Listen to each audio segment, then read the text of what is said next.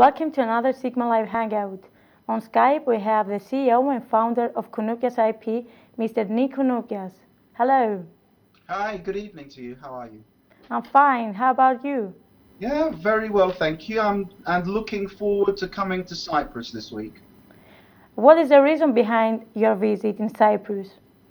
I've been invited by a very interesting organization called CENT to give a talk to the deans and rectors of the universities in Cyprus on the topic of commercially exploiting what's called intellectual property that exists within these universities. The talk is called Fostering the Development of Spin-off Companies and Startups in the Universities of Cyprus. And it's a very interesting topic, and I'm delighted to be invited to have the opportunity to speak about this. Can you tell us a bit more about this high-level lunch? Well, yes, it's intellectual property is the product of the creative mind, and all universities, whether it's because of research or through academic cooperation, have huge amounts of intellectual property. In countries around the world that have a more sophisticated and mature intellectual property history, England's a very good example. Universities make a lot of money from developing their intellectual property and then commercially exploiting it by setting up companies or new businesses using this intellectual property. And in return for giving their intellectual property to the business, the universities then take shares in the company, and then when the company is sold or when it starts making lots of money, the university benefits. Why should university authorities give more emphasis to the financial exploitation of their academics and students' research findings? Every university that I have ever come across is short of money. And this is, first of all, a very, not an easy way, but a very straightforward way for universities to make some money from the research and the use of the university facilities which the researchers have. But also it's consistent with Cyprus's general policy for the last few years, which is to try to encourage investment within Cyprus in the new technology and media and creative fields, the traditional areas of intellectual property. For example, a few years ago, various tax incentives were made to assist people who owned intellectual property in Cyprus.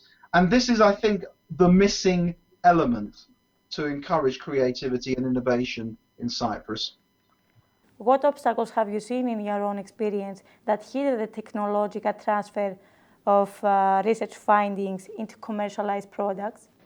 Well, in England, the commercial obstacles have vanished, to be honest. They were there at the beginning, but you see, the very first commercial exploitation that I'm aware of was in 1959 in Oxford, and the creation of a company called Oxford Instruments.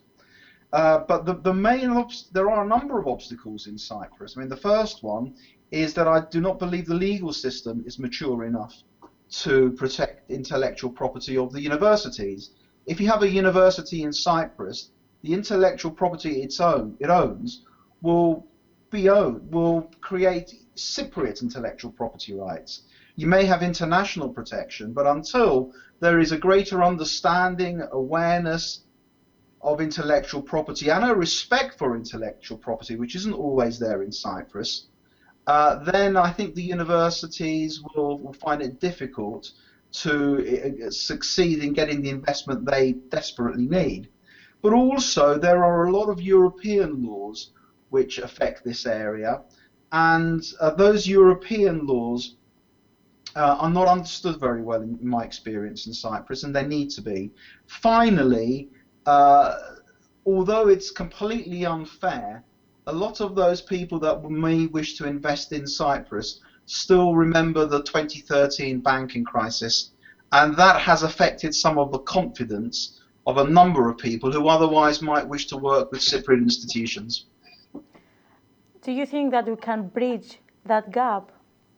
Yes, Cyprus has got fantastic universities. It's got brilliant academics and researchers. There are world-leading technologies in Cyprus. But what there isn't, in my view, is this culture and understanding of protecting rights.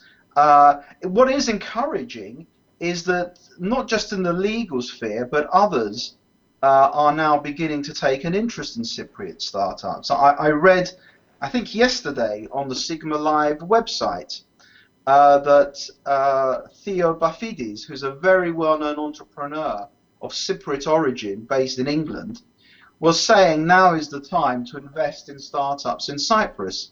Now, when you have people of his reputation, and he's got a fantastic reputation in England, when you have people like him saying these things, when you have people like Stelios Hagioannou encouraging creativity, and then the universities begin to get a better understanding, you create a climate and a culture that will foster this creativity. It's no coincidence that in England, Oxford and Cambridge lead the way, and it's because there is a culture in those cities of respect and creativity and innovation. What can Cyprus learn from the UK or EU universities?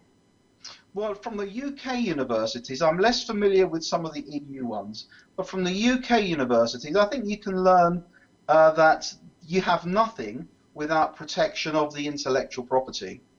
You know, in order to exploit and commercialize your intellectual property, you have to first be able to identify the intellectual property.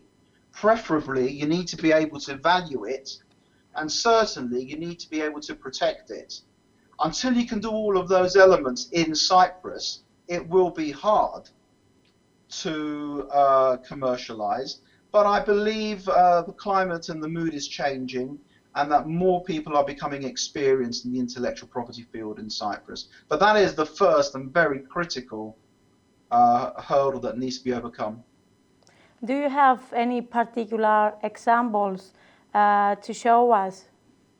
Well, in the talk, which will be on Friday lunchtime at the Hilton Park, I will be focusing on 3 specific universities in England: Oxford University, Imperial College from the University of London, and Cambridge University. And I will be explaining how each of these universities has commercial organizations that have as their aim the creation of startup companies to successfully develop the intellectual property. And I will be giving very specific examples of companies, how much investment has been made by the universities, what their return has been, if that's available. You know, you'll appreciate that not every organization wishes to publicize its figures. Oxford's very good at publicising its figures, and so's Imperial. Cambridge is much more reticent for whatever reason. But certainly in the biology fields, the chemical fields, I mean, one interesting statistic that I read earlier was that for the financial year 1st of August 2014 to 31st July 2015, sorry, not financial year, it's an academic year, I think, Cambridge University received £27.7 million in income from knowledge and technology transfer. Huge amount. Of the 27.7 million, 22.5 million pounds was distributed to the academics, the universities, and others within the creative. So 22.5 million pounds was poured back into the university as a result of all these innovations. Now, obviously, that's not going to happen in Cyprus for many, many years, if not decades. But it just shows you, if you can get it right and create this climate and this culture of innovation, you can bring a lot of money back into Cyprus. And, you know, we've lost in Cyprus over the last few years certain industries, as certain services. This is one area where Cypriots excel, and we can bring a lot of money back into Cyprus and give Cyprus a fresh identity by encouraging this technology and innovation drive at its extremely good universities. So this is a huge opportunity for us in Cyprus in order to move a step forward. I completely agree, which was why I was absolutely delighted to be given the opportunity to bring some of the expertise that I have acquired in the UK and bring it to Cyprus.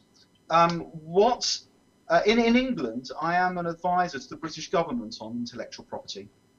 And I'm very happy to advise the British government, but I've always been sad that I've not had the opportunity to do it in Cyprus.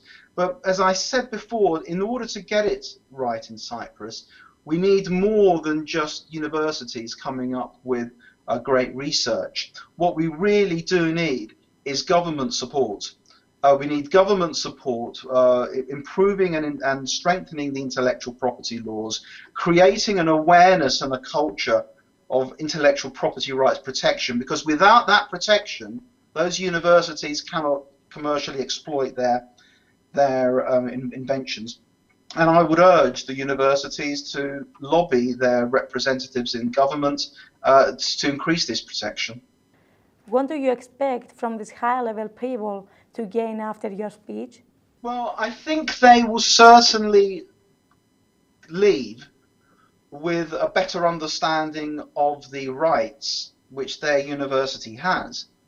And that, I hope, will motivate them and encourage them to believe that they can commercially exploit their innovations in the same way that universities in England have done. I suspect it won't happen overnight. What I expect to happen is that when I finish speaking, I will get no questions. But then as soon as I get back to England and people have thought about it, I'll be bombarded with emails and questions, because it's not an easy thing to understand. However, it is very, very encouraging that a dialogue has begun. And once that dialogue begins and people see the opportunities available to the universities, I believe that then it will become a very, very successful industry for Cyprus. Thank you so much for your time, Mr. Kounoupias, and good luck to the event. Thank you very much. Bye-bye. Bye.